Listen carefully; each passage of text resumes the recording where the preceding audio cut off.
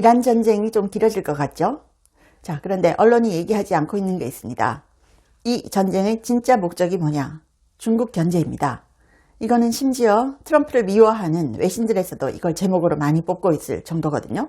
중국을 견제하는 거다 라는 거죠.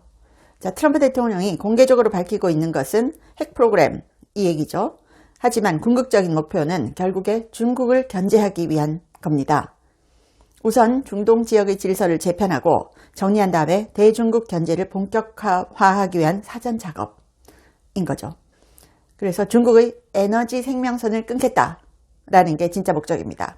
이게 외신 분석입니다. 트럼프를 싫어하는 외신도 이렇게 분석을 해요. 미국이 이란을 공습한 속내, 이 전쟁의 진짜 목표는 중국의 에너지 생명선을 끊는 것이다. 근데 우리 언론은 이런 거 보도 안 합니다. 자, 트럼프의 이란 공격은 세계 최대 원유 수입국인 중국을 겨냥한 전략적 조치였다. 이런 외신 분석 계속 나오고 있습니다.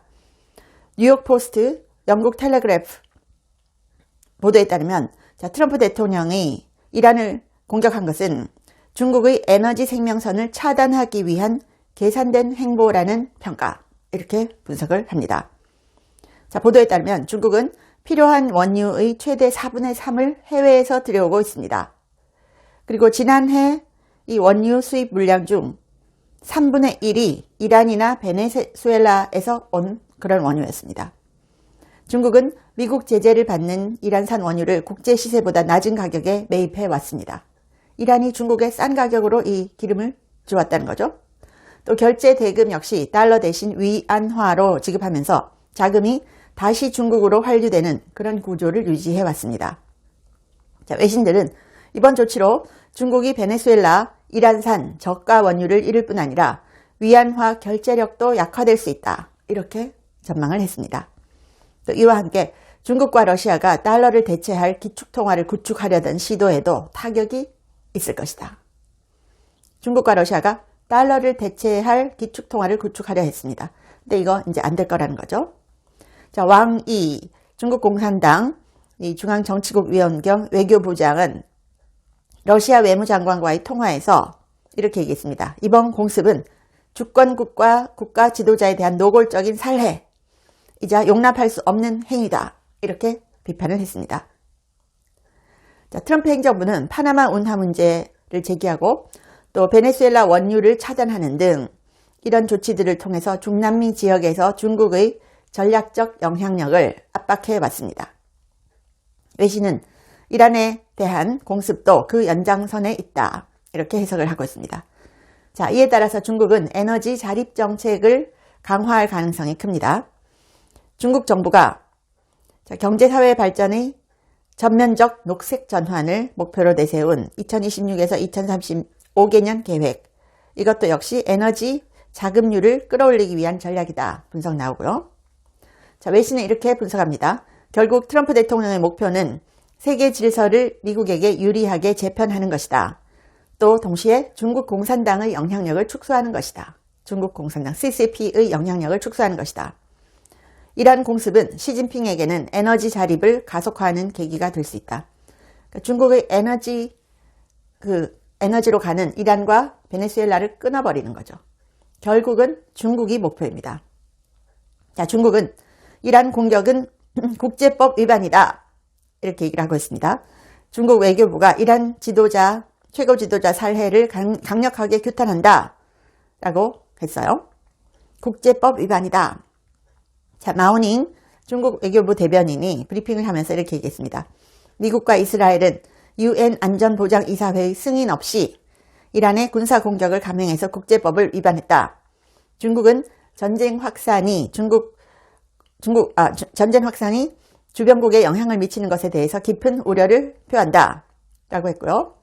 또 이란 최고 지도자를 공격하고 살해한 것은 이란의 주권과 안보를 심각하게 침해하고 유엔 헌장의 목적과 원칙, 국제관계 기본 준칙을 유린하는 행위다. 중국은 이에 대해서 단호히 반대하고 강력히 규탄한다. 라고 했습니다. 자, 그런데도 트럼프라는 이름은 얘기 안 해요. 무서운 거죠. 트럼프라는 이름. 그리고 트럼프 대통령이 중국 방문하기로 했잖아요. 그런 것 때문에 좀 조심스럽게 얘기를 하는 거죠. 자, 정말 트럼프 참수작전 성공. 이거 뭐 대단하죠? 마두로 아웃, 하메네이 아웃. 그죠? 트럼프가 또 제일 싫어하는 사람이 룰라입니다. 근데 룰라가 한국에 와가지고 뭐 쎄쎄쎄 했는데, 야, 정말 미국이 어쩌면 싫어하는 사람을 불러다가 그렇게 콕 찍어서 불러다가 그렇게 할 수 있는지 미국이 무섭지 않은가요? 자, 다음은 누굴까? 김정은? 그 다음에 중국을 지금 최종 타겟으로 에너지원을 끊어버린다 라는 거죠. 자, 국제법 위반을 중국이 얘기하는데 하메네이야말로 국제법 위반범 아닌가요? 군인, 경찰을 동원해서 자국 국민 32,000명 이상 죽였습니다. 4만 명이라고도 얘기 나옵니다. 시위대에 발포 사격했고 심지어 얼굴에다가 총을 쐈습니다. 32,000명 죽였어요. 그런데 그때는 한국 언론들이 조용하다가 지금은 하메네이를 죽인 게 국제법 위반이다, 이런 중국의 입장을 계속 보도를 하고 있습니다.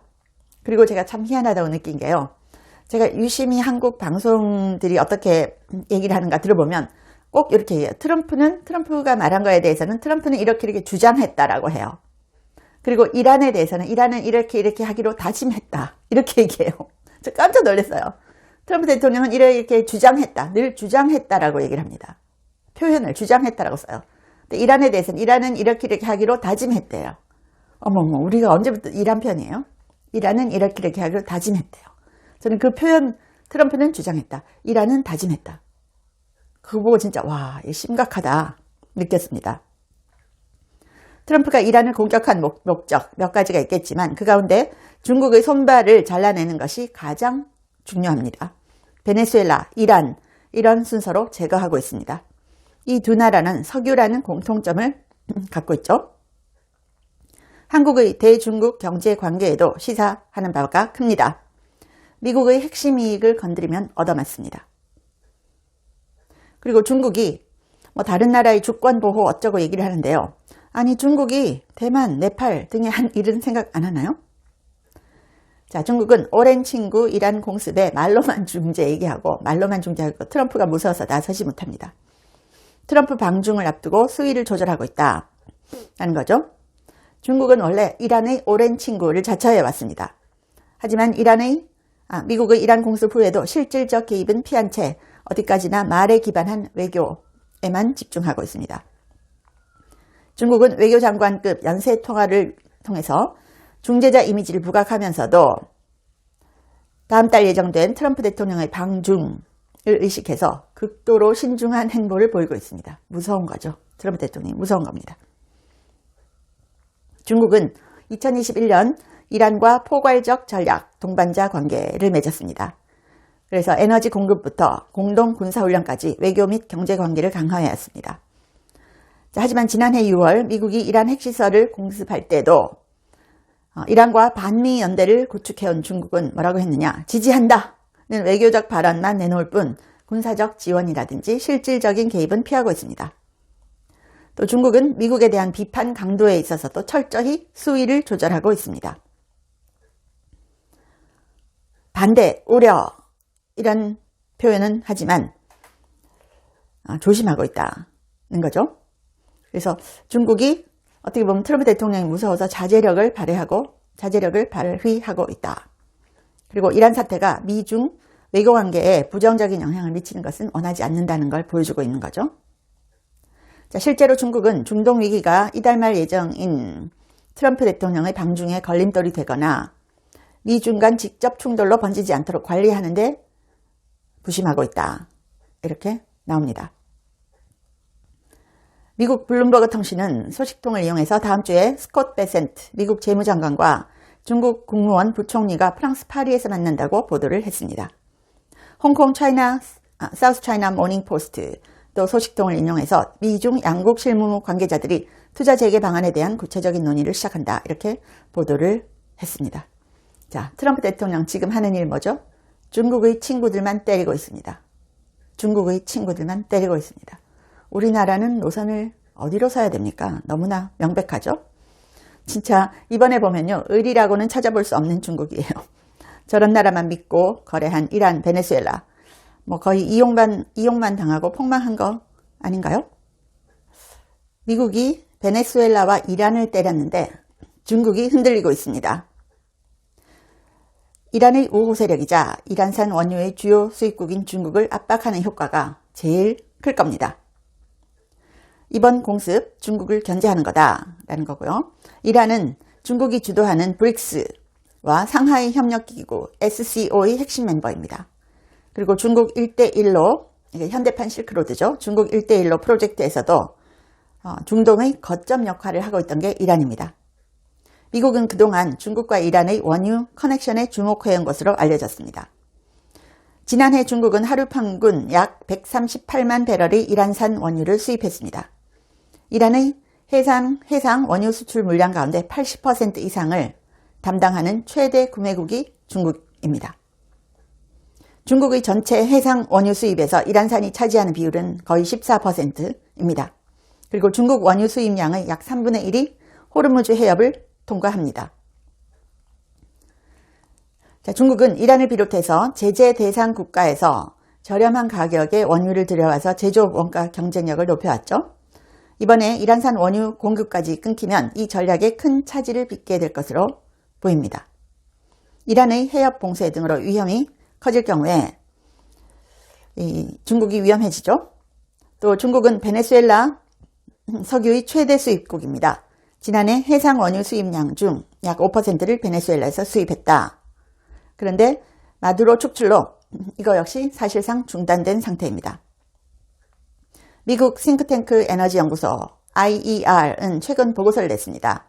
베네수엘라 마두로 정권이 축출되고 이란의 정치적 미래가 불확실해지면서 중국이 이점을 누리던 구조가 흔들리게 됐다. 이란의 영구적인 정치적 변화가 일어날 경우 중국은 안정적이고 저렴한 석유 공급망을 하나 더 잃게 된다. 그래서 미국보다 훨씬 더 불리한 위치에 놓일 것이다. 그렇기 때문에 중국이 지금 예민한 반응을 보이면서도 트럼프가 무서워서 세게는 얘기 못하는 거죠. 자, 이제부터 하나하나 정리합시다. 하나하나. 시청해 주셔서 감사합니다. 제 채널에 광고를 하고 싶다고 컨택 온 회사들이 한 150개가 넘었습니다. 미국 회사들도 많았는데요. 제가 전혀 광고를 하지 않았습니다. 근데 제가 유일하게 여러분께 광고하고 알려드리고 싶은 제품이 원더 프테로신인데 제가 1년째 매일 먹고 있습니다. 제가 관절이 안 좋아서 5,000보만 걸어도 무릎이 아팠거든요. 그런데 이걸 꾸준히 먹고 2만 보를 걸어도 전혀 무릎이 아프지 않아요. 너무 신기해서 전 세계에 알리고 싶어서 광고를 합니다. 관절 향상에도 좋고 노화로 인한 인지력 저하를 개선하는데요. 두뇌 건강과 관절을 한꺼번에 케어하는 효과가 있습니다. 고대 의대 연구진이 만들었고요. 학술지 저널 알츠하이머스 디지즈에도 소개가 됐고 4개 이상 저널에 소개가 됐고 특허도 20개 이상 갖고 있습니다. 한국 제품을 전 세계에 알리고 싶어서 제가 이 채널에 유일하게 하나만 광고를 합니다. 감사합니다.